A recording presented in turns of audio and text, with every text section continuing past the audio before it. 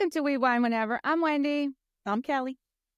We are talking about Real Housewives of Salt Lake City reunion part 2. We start off with Todd telling Lisa that asserting that Bronwyn had a miscarriage. Lisa says she understands where it would be hurtful and offensive, but you have to realize when you say things on camera, they live on camera and they can be repeated. Yeah, Lisa, take your own advice. Right. Exactly. Exactly. Why is she telling him that? Todd I didn't know. say anything on camera that he's, not happy about. Right. Andy thought it was admirable the way Todd was really sticking up for Gwen. I agree. A viewer asks Angie, why are you holding Meredith accountable for the gay rumor when all she said was there was rumors? You never held Whitney accountable for getting Monica to spill the rumors on camera. Angie said, I know they're off-camera conversations about me. I'll never be able to prove it. Meredith said, you spent 2 years accusing me of something that I didn't do and relentlessly accusing me of doing it. You've actually, I know. She's like, you've actually done those things to me. In retaliation, you've talked about my marriage. You've talked about my home. You've talked about my business. Sean said, you did. You were on camera saying how Monica could take her home. Right. And she did. Right. Andy asked, how has she spoken so negatively about your home? Meredith says, well, she says all the time that she's in a rental or an Airbnb. And he said, well, so what if it's a rental? What's negative? Meredith said, well, it's clearly meant to be nasty and shady. No, it's just the facts, It is actually. what it is, Meredith. If you don't Right. like it, then buy a fucking house in Salt Right. Lake City. Exactly. I mean, it is what it is. You rent. You don't live there all year long. We know this. And you Right. have an open marriage, and your husband does have a side piece in Ohio. Just for the love of God, just say it. We didn't get there yet. Oh, I don't actually even know if we're going to get there. You know, the way they edited this, I thought in the coming attractions, before we saw it, that she was getting up and saying she was leaving about the Ohio thing, but that's not what it was about. it's not what it was about. It was about this because she gets up to walk away. Did you see Yeah. Todd's face when she gets up to walk away? He's like, oh, God, here we go. A viewer asked Meredith, why did you expect an apology from Sean when you leveraged Brooke's sexuality so you wouldn't receive further scrutiny for the false allegations that you made? Mm-hmm. And Meredith says, well, I didn't make the allegations. And then they play the clip, and the podcaster asks, after saying, he's the one who asks Sean, after saying, David Young. yeah, it was David Yontef. Meredith, I'm on the board of GLAAD. I would never out someone's sexuality. My son is gay. Is that another roundabout defense? She's using that as saying, why would I be blamed about outing someone's sexuality? Not that there's even a sexuality to even out. That is what Sean was responding to. Right. When he said she was using it for leverage. Right. So it was a leading question. It wasn't. Yeah. Sean didn't say the words. Right. He just responded to it. Right. Again, semantics. But if it were Meredith on the other side, Meredith would use these semantics just like she's using semantics with, I didn't say the rumor, or I didn't say that Sean did this. I just said there was a rumor that, well, you brought it to light. You put it on national television. Right. Right. And Angie says, that sounds like, is this what we're fighting over? And Angie says, yes. And Meredith shakes her head, yes. And Angie's like, well, it sounds like a huge waste of time. And then Meredith got all bent out of shape. Well, maybe you think it's a huge waste of time. Andy says, no, this interview, it sounds like that guy let him into a thing. Andy asked Sean, do you think she started the rumor? Sean said, well, this was in the middle of it, and I would never disrespect your son. Sean said, during that time, you could have seen how I would have thought that maybe that was a backpedal.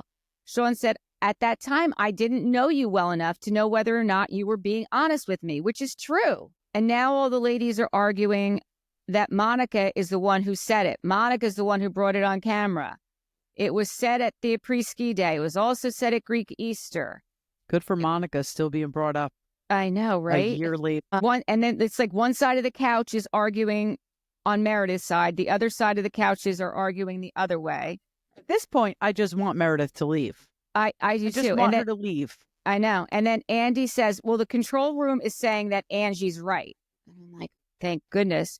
And Yes. Angie is correct. And Angie said, thank you, justice for Angie and Sean. Meredith said, it's never going to end unless you play it. Actually, I think I'm finished. I'm leaving unless you play the audio. at a pre-ski when Monica said Meredith didn't say it. I did. Unless I hear it. I was told it would be played at the reunion. I'm finished. I'm like, are you kidding me? This is what you're... And everyone is like, Meredith, just sit down. They're all trying to tell her, just sit down. So then Meredith sits down. I will give him this credit, though. Seth, when he saw her get up, he got up. Oh, yes, he did. He did. He got right up. Yeah. So she finally sits down, and this was actually after they played it. They did play it, and Andy's listen, they play the footage, and both was said. Andy's telling Meredith that he agrees with her. Then Meredith sits down. So both things were said. Whatever. He's like, I'm moving on. Yeah, Thank God. At this point, I'm so bored. I don't care. Who cares? Right. Then the next question was, the night of the mob wives party, the fight between Justin and John escalated pretty quickly. When you watched it back, did it play the way you remember it? John said that he was embarrassed about my second reaction, and I apologized to Justin, and I apologize again. It wasn't, I didn't want to start a fight. It was to diffuse the situation. They were both kind of laughing when they watch it back. It was worse in their heads than when they saw it, which I can imagine, Yeah. And they seem like they're in a good place, which is good. Well, because they're men, and this is stupid shit. Exactly. Right? Yep. A viewer said Whitney revealed that John and Lisa allegedly participated in a threesome. Have you ever heard that rumor before?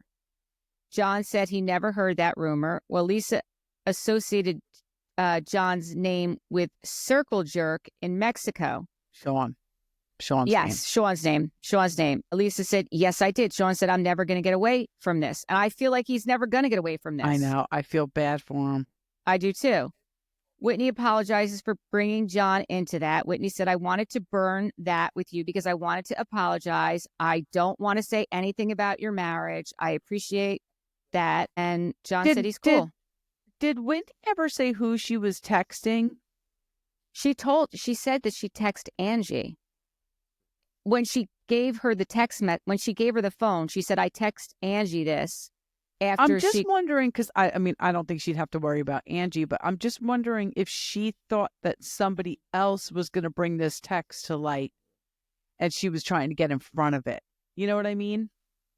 Well, her reason for putting that as her worst text is she wanted to burn her talking about Lisa's marriage. She wanted to burn that conversation. She wanted to move forward. That's why she brought it up. I don't think it was that she wanted to get in front of it. Angie said, I think it was very reckless what was said about Sean. We were just getting over the rumors from last year. It doesn't matter about sexuality. Lecter was trolled on her horse group. Is your dad gay? Angie says, our children are our most cherished things that we all have. When you bring this up, it's reckless. Sorry. You're going to have to take, I got a drink. Yeah. Well, and she's right. For their poor daughter to have to endure that is pretty messed up. So, I totally agree. Yeah. Yeah. Do we move on to, I have, why is Heather being so aggressive with Bronwyn about the emotional affair? Next thing I have is a viewer said, Bronwyn watching Todd reprimand you when you were in the pool sounded more like a parent talking to a child than a husband talking to his wife. I think they just have that kind of relationship. They're not the only people I know who have that kind of relationship. I don't think it has anything to do with age. I think that Todd is a very, what's the word I'm looking for? Damn it. Alpha. He's very alpha. He's very alpha, but he's a very accomplished. He's a very accomplished man. And she clearly respects him very much. And they do have that kind of relationship where she does want his approval. And that's okay. That's okay. And I think that they just have that kind of marriage where I just feel like they have that kind of relationship. And I don't think that there's anything wrong with that. Like, I just feel like people are coming so hard on social media at it. Like, she wants his approval. That's their relationship, and that's okay. I agree. And I don't think it's a father-daughter thing. Like, I think that that's just the way he speaks. Yeah. So Heather, what was your initial reaction after watching that? Do you see similarities between Todd and your ex-husband? And Heather said, I do. I was married for a long time, and in that kind of relationship, I just wanted to make work no matter what because I wanted to be married. Heather said to Todd, when you spoke to me, you were very positive. And she's referring to at Mary's house, right? It was someplace where they were all at dinner together. I don't know where it was. And it was unseen footage that they play where Heather. I must have missed this. Yeah. He tells Heather that she's a beautiful woman because she's talking about how she's like kind of insecure about being alone, that she's a beautiful woman. She's very intelligent. Meredith's bat mitzvah. Oh, yes. That's where it was. That's actually. I was just trying to think when they were all together. Yes. That's where it was. It was at the bat mitzvah. And that she said, you spoke to me and you were very positive and I thought you were amazing. And then they show a scene. That's that scene. Heather said, I didn't see that same energy towards your wife. And it reminded me of how it was when I was married. And Bronwyn, she's acknowledging it. She's like, well, it kind of triggered you. And then Angie said, yeah, we're neighbors. And, we go out and we see Todd all the time. And, they have a great relationship. We actually go to the same gym. And then they show a selfie of Angie and Todd together at the gym. Yeah. Because Bronwyn said they send us selfies all the time. I think that's great. I think that's great. I think that's great. That's the stuff I want to see. Absolutely. And like I said, like that's just their marriage. Like you can't. Right. Listen, unless there's some kind of abuse going on, clearly cheating, stuff like that. You don't judge somebody's marriage. What's good for you might not be good for me. What's good for me isn't good for this one. It is what it is. Exactly. And then the next question is, Justin, why did you not feel the need to stand up for your wife when Seth called her a biatch? I really like Justin's answer. Yeah. Justin said he had just committed to himself that he was not going to be a part of the drama. Mm-hmm. He had actually done a morning meditation. Mm-hmm. He didn't realize how aggressive it was until he saw it, and then he regretted it. And Seth said it was aggressive. He also said we started day drinking at 7 a.m. Yeah. And he apologized. Yeah. I don't really think his apology was all that great because then Whitney's like, well, are you apologizing to me? Because he was still kind of making excuses. I think he was just trying to be funny. It did definitely come off as aggressive, but I do think he was just trying to have a moment on camera. Yeah. Isn't it interesting that Bronwyn and Angie both came on this show as Lisa's friends and neither one of them are in a good place with her? Yeah. Isn't that interesting? It is interesting. But it goes back to the fact that, one, Lisa is the queen bee. She's the reason that show exists in Salt Lake City. And she's the one who connects them all together. Which is why they start the show because of her? Like, is she the Vicky of Salt Lake City? I don't want to say they started it because of her, but she was like the driving force. Yeah, because she has the connections with the Sundance Film Festival, like all that stuff. So I would believe it. Like don't listen, you know how I feel because, and it goes back to Jersey. I don't like that Teresa thinks that the show revolves around her. This is an ensemble cast. I think everybody contributes. I'm not saying that. I'm just wondering if the show was brought to light because of Lisa Barlow's connections. Like Vicky Gunvalson's neighbor wanted to do a show and approached her. I think so. Yeah. Yes. Andy asked Todd what he thought about Bronwyn sharing with the ladies about his emotional affair. Todd said he didn't watch it.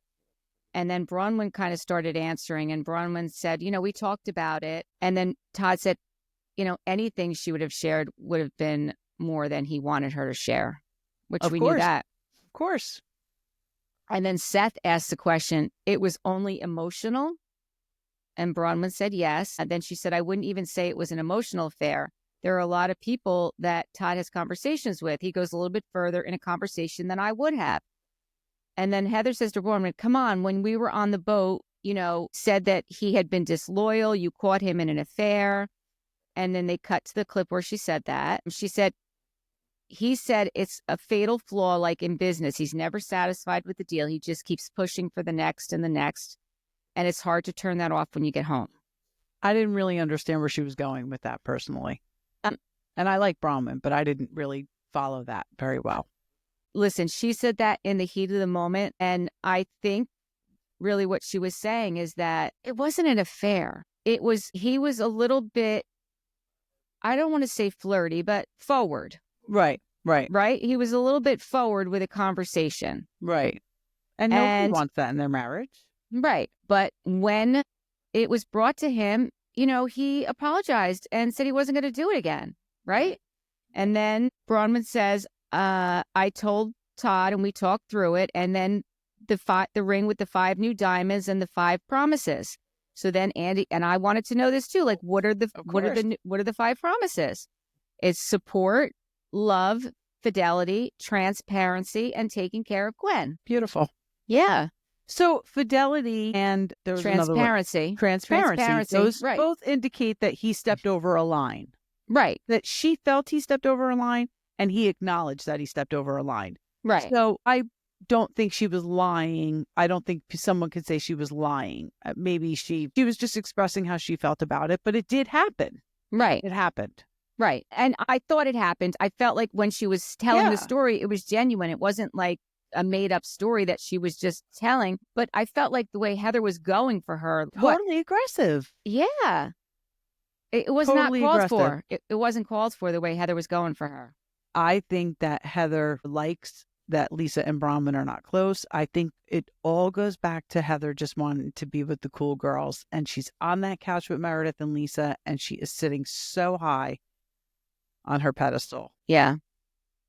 I mean, then the next thing is Andy said, Todd, Bronwyn revealed that it was Gwen that discovered you were messaging another woman. That had to be very difficult. Bronwyn said embarrassing, and Todd said all of this is difficult. And then you see Todd looks really emotional, and Bronwyn whispers to him, you're okay, you're okay.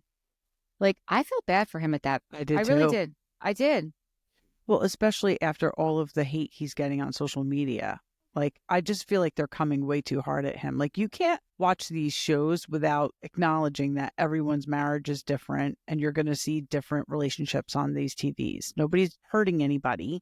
Right. Like, you know, I just think people are coming too hard for him. I do too. I do too. And he's also on a show with John Barlow who, you know, kisses his wife's ass and like, watch your tone. Shut the fuck up, John. He didn't say anything out of line. No, he didn't. No, he didn't. So, you know, of course, compared to John Barlow, he's going to look aggressive. Then Angie said that she had learned more about Bronwyn's marriage than she did about Lisa's entire life when they were on that boat. And Us too. yeah, Lisa only opens up about safe topics and not what's really going on. Angie said, that's not what I was trying to get at. What I was saying is that Bronwyn really didn't know any of us, and she really divulged a lot of information. She put a lot out there. Mary said, well, that's why everyone loves her. She's a fan favorite. I thought that was really nice of Mary. That was nice of Mary. A viewer asked Meredith, why do you think it's okay to judge Bronwyn's marriage when your husband has been open about his desire to motorboat Whitney? Oh, I don't remember that. So she said, Seth can speak to that. I think it was a joke. Heather said, everyone wants to motorboat Whitney. And Whitney said, well, he got to do that with the cake when they had the... he did do that with the cake. The cake, I was right? thinking there was a cake involved. Yeah. Lisa, what was your reaction to seeing Todd call your tequila mediocre? Lisa said, I got to get you through a tequila training course. Todd said, okay, I look forward to it, and asked Todd if he's willing to give her tequila another chance. And he said, absolutely. So that's good. Yeah, that was good. What is the status of Seth and Meredith's relationship?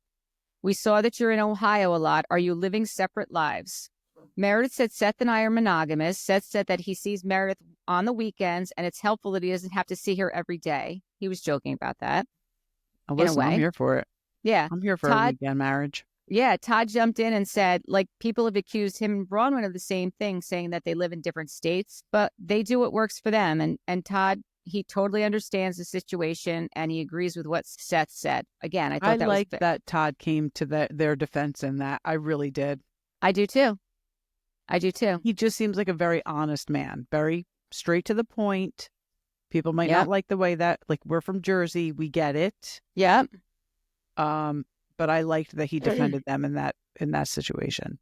I do think that Seth and Meredith have an open marriage, and they're completely being not honest about it. But whatever.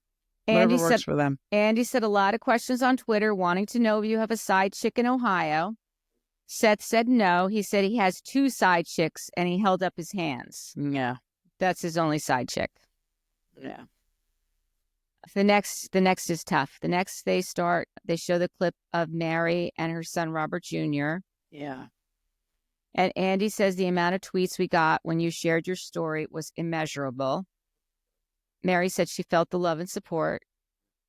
Andy asked, what did it mean to you? Well, she said, well, it meant that my mission was accomplished. And he said, well, what was your mission? And she said, well, Robert and I came together And I told him I was going to talk to him. I wanted him to openly tell me what his struggles were, what was going on, because I knew he was absent. She's like, we came together and the cameras went up. I didn't know what he was going to say. I didn't know what was going to come out. I had nothing planned. Thank God he was on board with being on camera and talking about it. Because a lot of people, like I think Jill Zarin's daughter came out and said he might regret that. But it wasn't sprung on him. It was a conversation they had and he had agreed to it. Yes. So, I mean, she may be right. He may in the future, but he at least agreed to it. I mean, the conversation was if we can help just one person. Yeah.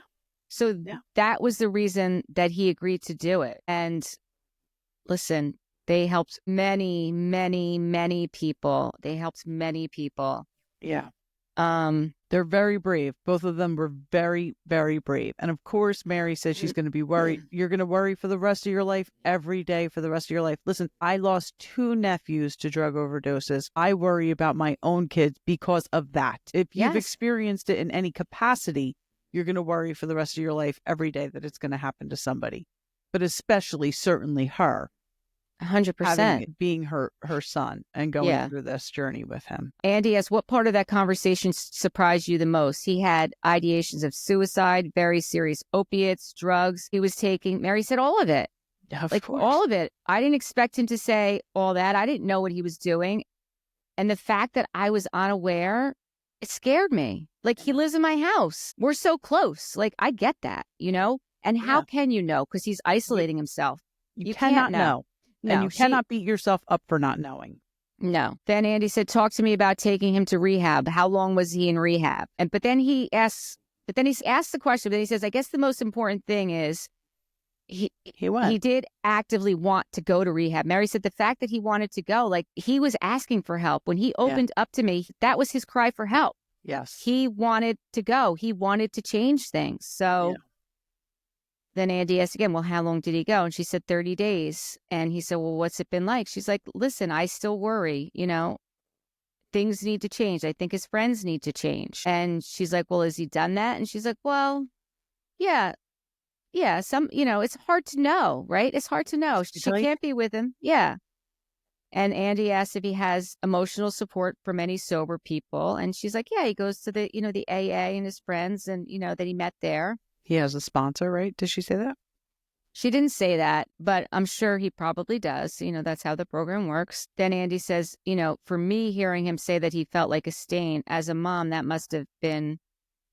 And of course, that was heartbreaking. Like, sometimes when Andy says these things, I'm like, do you really have to go there?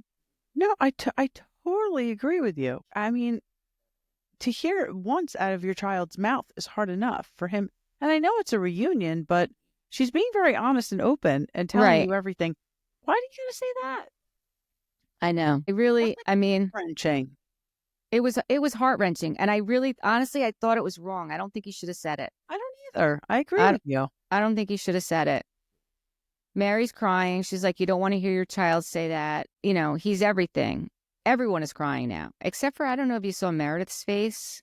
Meredith did not shed one tear. Really? Because everyone else was crying. Everyone else was crying. Meredith did not shed one tear. She's the only one who didn't cry. Which is interesting because she kind of went through something similar with her nephew, which comes out. Yeah. Mary said everything he was telling me were his true feelings when he said that I wanted to take everything. I wanted to take everything in me to convince him. Otherwise, like, he's beautiful, he's smart, he's intelligent, he's worthy. I want him to believe that. And she's like, we as humans, like, we're our worst critics. Then another thing. I thought what she said about Robert Sr., what he said to her was so beautiful. Absolutely. Absolutely. That he said, what'd he say? You're a beautiful mom.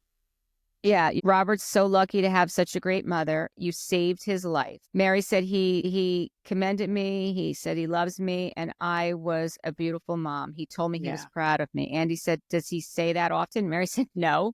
Yeah. But he doesn't say it if he doesn't mean it. So if he said it, he meant it. Yeah. But then again, Andy does these stupid things. Like, he asks her, you must feel guilty about this.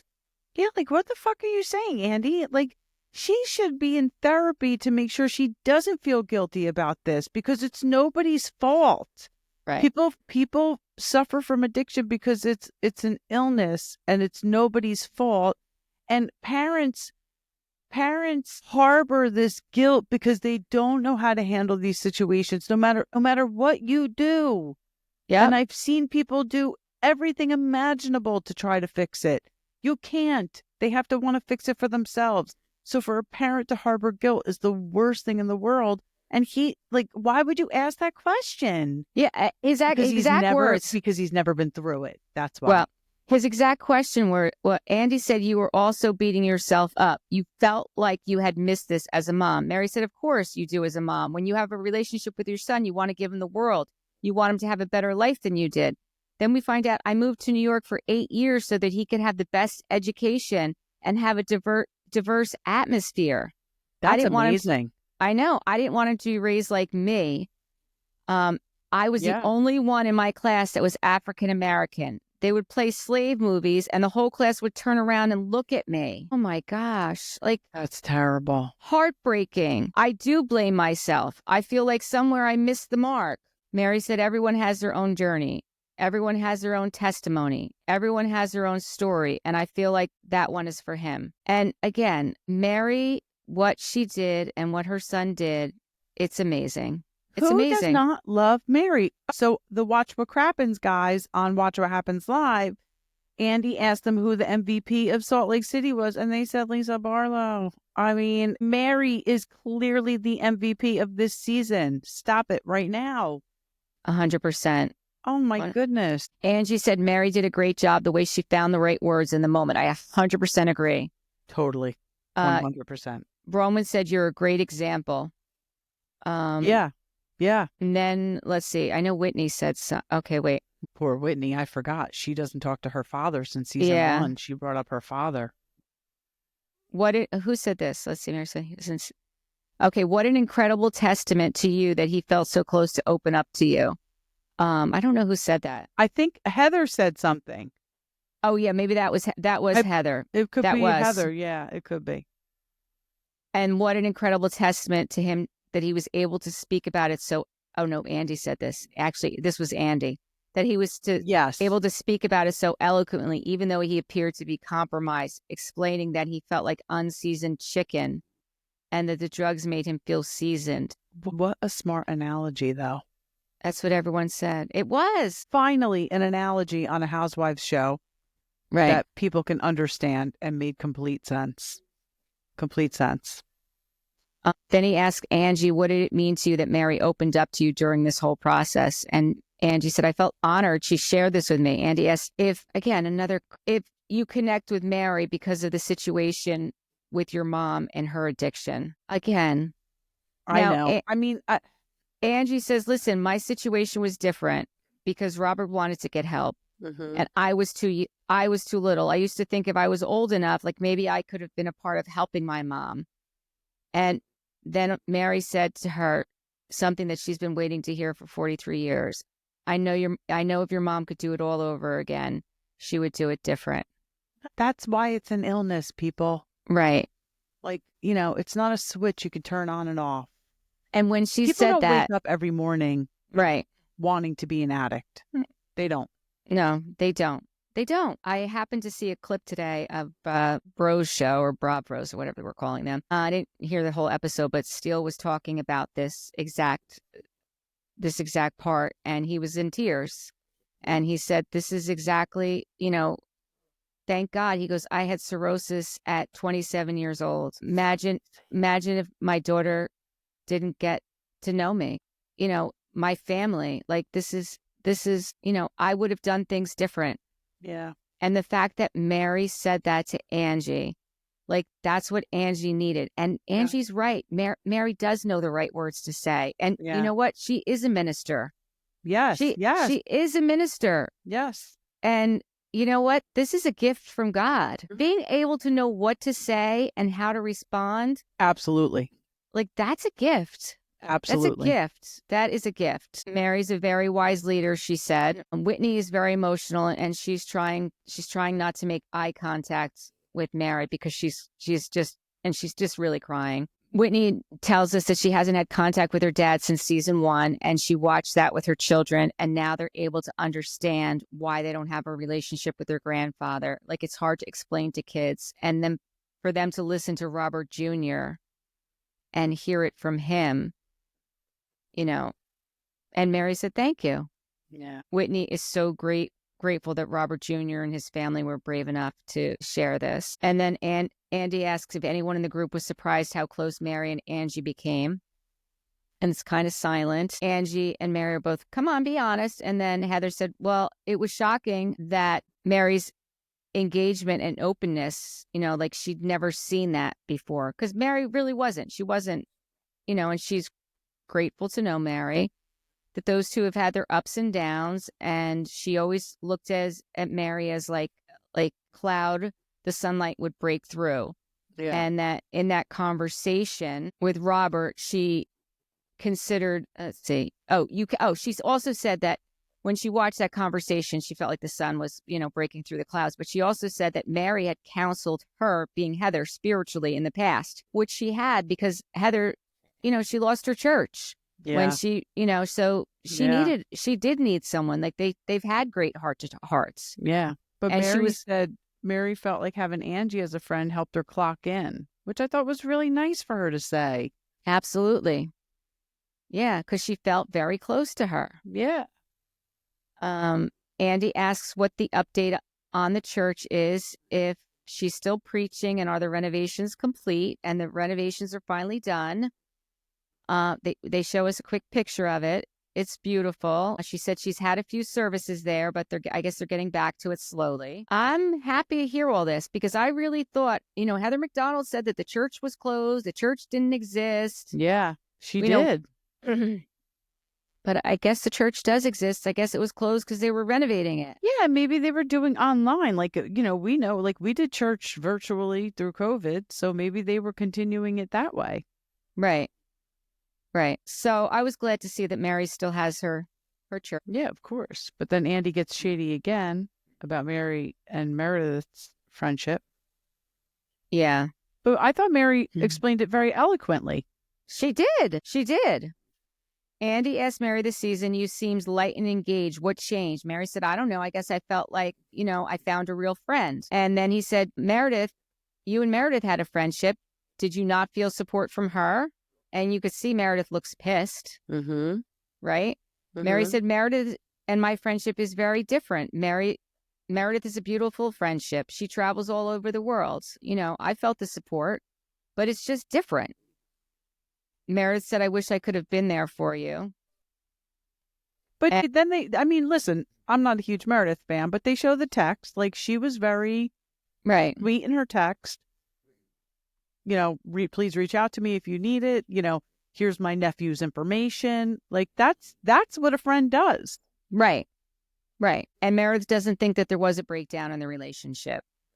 Well, Meredith is delusional. Not really. Yeah, she's not clocking into reality, but yeah. And a viewer asked Mary if she could explain how the tampon stops you from peeing. Mary says it works. You can only leave it in for 6 hours, though. Angie said, yep, she tried it. And Heather tried it, too. They did? Oh, yes. I didn't catch that. Okay. Andy said he Googled it, and it says it works. I'm not trying it. I'm not trying it. I don't use those things. Fuck all that toxic shock syndrome. No. Hell no. No. I'll be honest with you. That's all I have. I don't have any other notes. I do know that something did happen after that. I just stopped taking notes. Well, Mary said to Angie, you need to work it out with Meredith because I love her. That is true. That was very sweet. That's the last note I have. Yes, that did happen. Yeah. That did happen. Listen, it was a good reunion. We have one more episode? I guess we do. Yeah. I want resolve. We always say this. We want to see them get along. We don't like the mess. So we kind of, I don't think we got resolved with Bronwyn and Lisa. We'll see what happens next week. But I'm glad that they gave Mary a good chunk of time because that's important.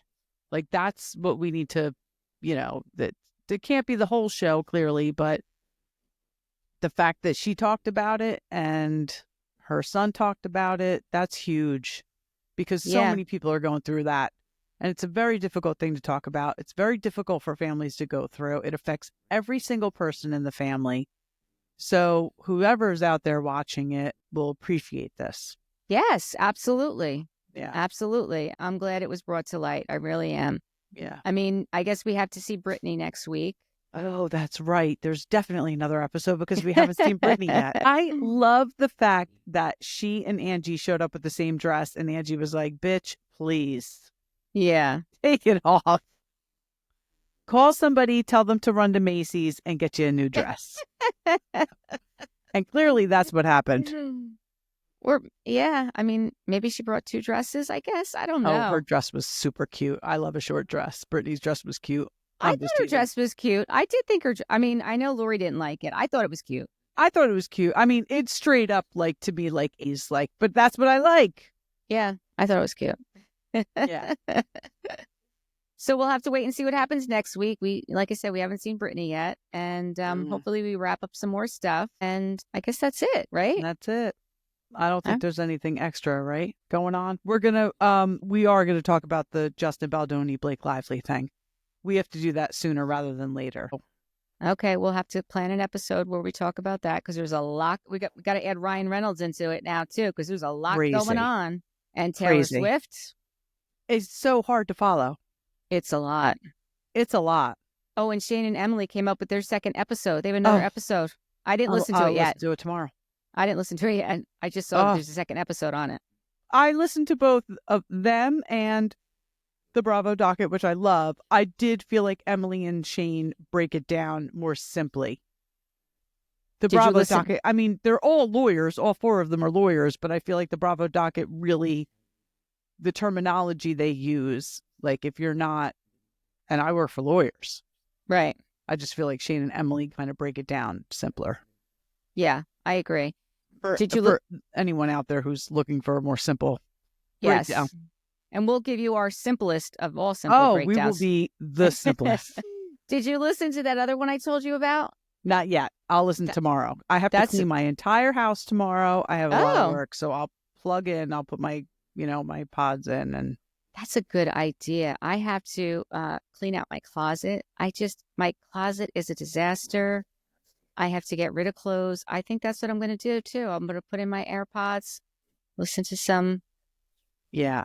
Get the closet cleaned out. Obviously it's February 1st. I put all of my Christmas stuff away, but I feel like there's a couple of times a year where you really clean your house, I mean, I clean my house, people. No, we know I'm that. Just saying, you know what I mean? I just feel like my house is still untidy from Christmas. There's still wrapping paper out in my back room. It's February 1st. Nobody's wrapping Christmas presents anymore. This shit needs to go away. Yeah. So I gotta get stuff and put it back up in the attic, and so that's my plan tomorrow. And I have to clean my bathroom, which is the thing I hate most in the world. I absolutely hate it, but I have to do it every week. I'm not a fan either. I'm not a fan of cleaning the bathroom either. I'm ready to pay somebody just to come clean my bathroom. Really?